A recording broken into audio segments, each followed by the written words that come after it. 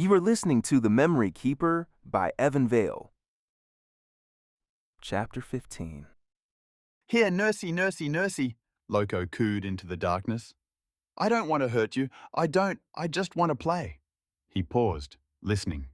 Loco was not an attractive young man with his scars, shaved head, motley assortment of clothing, and warped mind.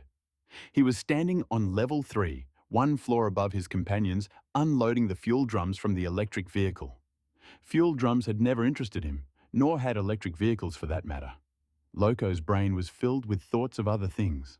The noise came again, more distinct this time. The room up ahead had an open door, and Loco suspected there was someone inside. Then, he heard someone muttering. Excited and picturing in his mind countless fantasies of the pretty nurses available to him in all the ways he wanted, he hurried to the room. Using the butt of his shotgun, he gently pushed the door aside. He didn't want to frighten her. He wanted her to like him. Ooh, pretty nursey. The door squeaked on its hinges. By the light of his flame, he saw that there was only one person inside, a man holding a telephone receiver in his hand. The ceiling had begun to collapse, and the furniture was in a shambles. The man's hand began to tremble when he saw Loco stalk into the room, but the inmate paid him scant attention. His eyes searched for females, but there were none. The beatific hope on his face faded as he realized he had been duped yet again. Shady had cheated him out of the recognition for his idea with the torch, and now this man had cheated him out of his date with a nice nurse. As Loco moved closer, he saw the man was sweaty and unmasked and wearing a doctor's white coat. What Loco could never have known was that this man was the doctor who attacked Nylander and left the nurse with the green eyes to die. "No, nursey?" Loco asked, peeping around. "What?" the man said uncertainly. "Just don't shoot me." Loco looked back at the quivering man and sneered. "Why not?" He blasted the doctor with a bolt of electricity before the confused man could scramble away. The doctor's muscles seized up and he fell headlong to the ground like a plank of wood, then writhed around pathetically. A beep from atop the shotgun informed Loco that it was fully charged to fire again, but he had no intention of using it. Stepping over the concrete debris, he touched his wavery flame to the doctor's white coat, watching it shrivel and burn. The defenseless doctor was quickly alight, screaming as the flames enveloped him. He tried to stand, stumbled, tried again, fell forwards. Loco held his hand up against the heat, watching gleefully as the man struggled. When the spoilsport stopped moving and lay there boringly, Loco departed the room and continued down the corridor. He searched every room but found only bodies, mostly guards. He began to suspect that some other inmates had already ravaged this level, leaving him out of the fun. Annoyed, he ascended to stairs to level 2. A difficult task as the stairwell was partially demolished, a consequence of the train crash, and began prowling around. Again, his attention was piqued by a noise from an adjoining room. Eyes bright with excitement, he pushed the door open and raised his burning torch to see who was there. Another man, ferreting about in the rubble, picking at pieces of computer hardware. The ceiling in this room had collapsed entirely, leaving an enormous gaping hole overhead. Some small corner of Loco's mind reminded him that the mainframe computer had been located on the floor above. He sighed. Fed up with his poor run of fortune, Loco raised his shotgun to cook the stranger. The man paused, turned, and stepped into the light, eerily calm despite his precarious circumstance. "Wait," he said in a deep voice. "I'm not a doctor." Loco shrugged and replied, "I don't care. You're still gonna fry." "No, I'm not," the man replied, and for some reason Loco believed him. It was that voice. He would believe anything that voice said. "You know me. I'm the Deacon." Loco's eyes grew wide in surprise, and he lowered his weapon. His mouth opened and shut, but no words fell out. The Deacon tilted his head to one side, amused.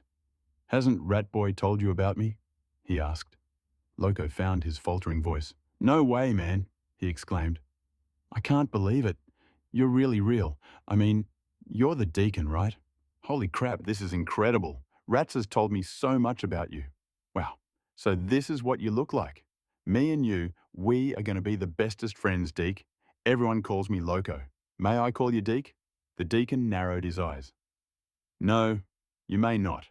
Loco stepped closer, bringing the Deacon into his sphere of light.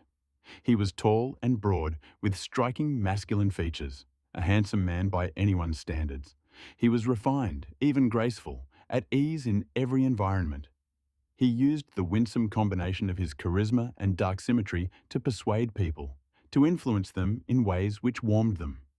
Since he was a small boy, he had always known there was something of a diplomat in him, or perhaps a used car salesman. If only he hadn't been so darn psychotic, the people might have sought to elect him rather than correct him. "Oh, okay," Loco replied. "I like the Deacon too.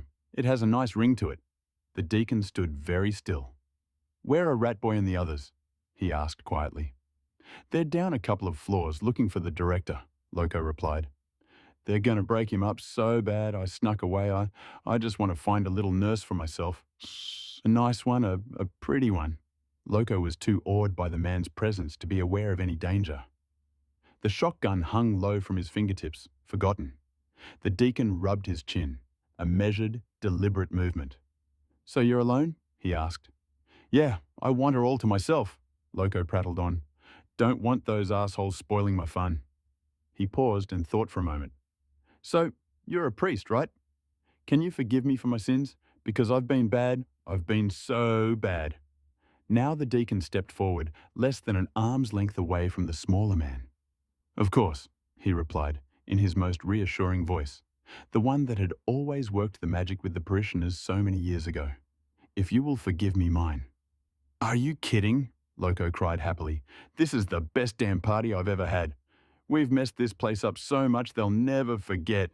Hey," the Deacon's hands were lightning fast. Before Loco was aware of the danger, the bigger man had Loco's head between his palms. A moment later, crack! His neck was broken and his body limp. The burning torch tumbled to the concrete floor, along with the shock gun. The Deacon lay the youngster on the ground, curling the body into a position that suggested Loco had died in a state of utmost peace. "Thank you," the Deacon said. "I've been too long without taking life. Rest in peace, my little friend, and forgive me. I cherish my privacy, especially nowadays that places like this exist. And I can't have you telling anyone what I look like, can I?" Loco's tranquil visage offered no reply. The Deacon picked up the burning torch and departed the room. The purpose of his little sojourn had been business, to ascertain that the mainframe computer was completely destroyed. Killing the young man called Loco had simply been an unexpected dash of pleasure. The Deacon smiled to himself as he moved through the corridor. The feel of the skull in his hands, the momentary tremble of the muscles, the intimate snap of the neck breaking, these were what he lived for. The stairwell leading up to the next level was demolished, but it didn't matter. He knew the train wreck was further ahead and would provide him with the means to ascend to freedom. After lacing up the black boots he plucked off a dead guard, he walked down the hallway to the battered train and started climbing.